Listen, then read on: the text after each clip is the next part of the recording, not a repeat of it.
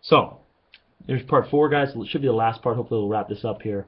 Um, I'm hoping you spent some time, took a few minutes on this thing. This one's kind of an easy one because the orientation is pretty simple. You are going to get some from decimals on these next few problems, or fractions.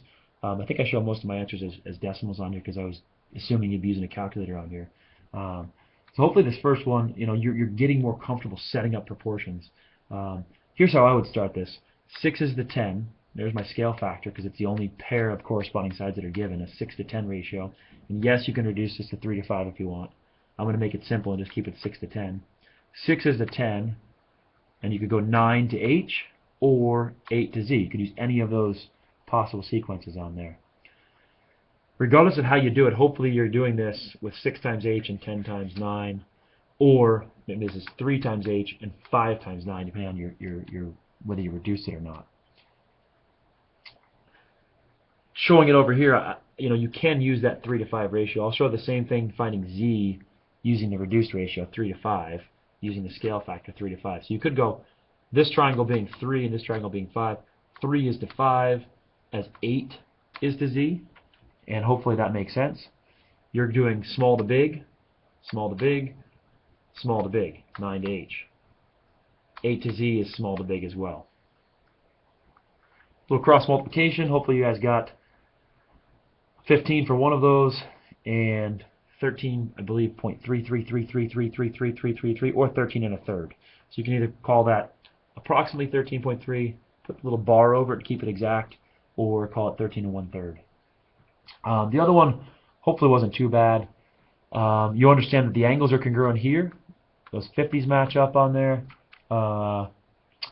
W appears to correspond to the 70. Y is missing, but if you bring the 70 over here, you can add these together and find that Y is 60. And then, of course, I think you're going to get some messy proportions here. 8 is to 5, because these are the ones that are across from the 50. 8 is to 5, as x minus 2 is to 6. These blank sides are irrelevant in the problem on here. A little cross multiplication here, you get 48, and then 5x minus 2. And you get a decimal value for this thing. It looks like it's going to be a little bigger than 11, maybe 11 and 3/5, or 11.6. You can answer that question either way. And the last part of this thing, I guess, is finding those two angles on here if you haven't already done that. W corresponds to 70, and then this one you just subtract from 180 to get 60. The bottom ones are definitely more challenging. You've got to draw something on there, draw on this line, and try to draw it so that it's parallel. This has to be parallel to create the proportions, to create similar triangles. Same thing here. Draw this one parallel to make sure that side P and side 8 are parallel on there.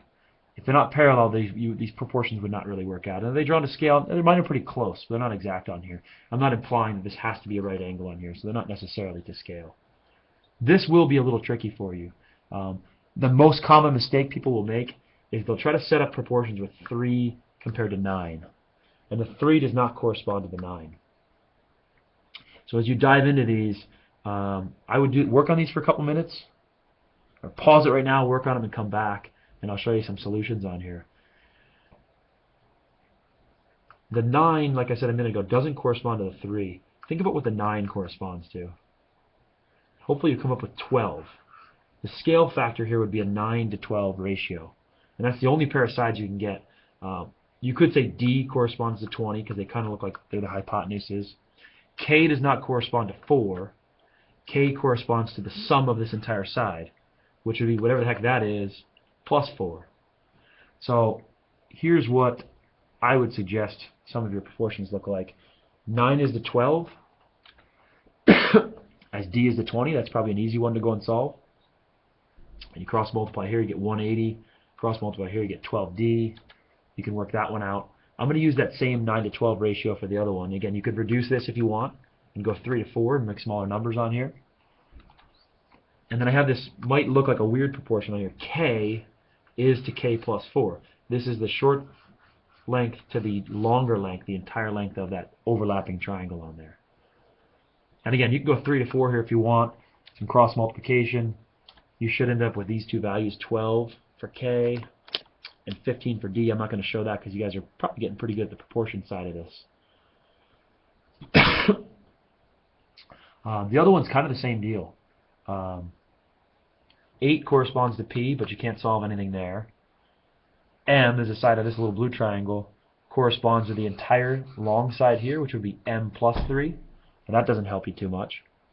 But the 7, you could get the scale factor. The scale factor is not 7 to 2, it's 7 to 9. 9 being that entire length. So there's your scale factor you're going to work with. So you could go 7 to 9 is proportional to M and M plus 3. That's one way to do this. And you can also do that with the P and the 8.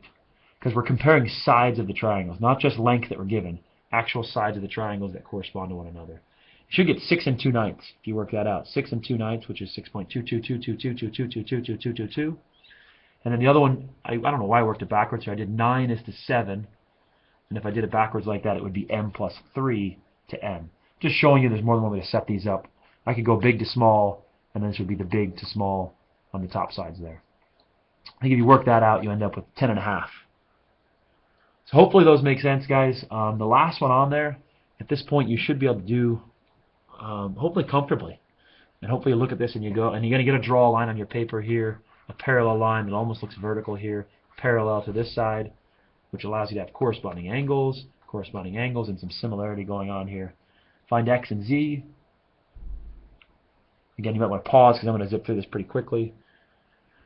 Scale factor is the first thing you should be thinking about. It's not 5 to 3. It's not 5 to 4, not 5 to 7. The 5 corresponds to this entire length of 8. So that really is the entry into this problem. There's a 5 to 8 ratio going on there. So you could do 5 is to 8 as 4 is to Z. That's one of the ways you could get this thing.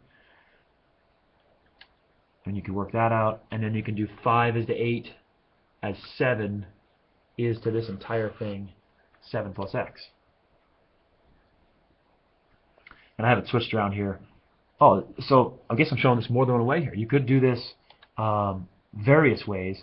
I did this one comparing like the hypotenuse, which looks like hypotenuse to bottom side, and then I did this one the same way. X plus 7 is like this hypotenuse, this long side here, compared to the bottom side here.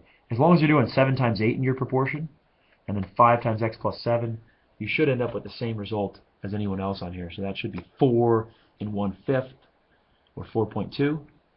And this one should have been 6 2/5, or 6.4. So hopefully those answers make sense. Hopefully this didn't challenge you too much.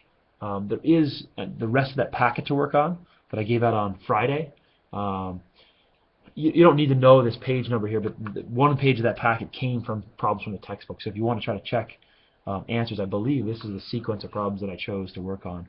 That will be due Tuesday. Good luck. We will see you Tuesday.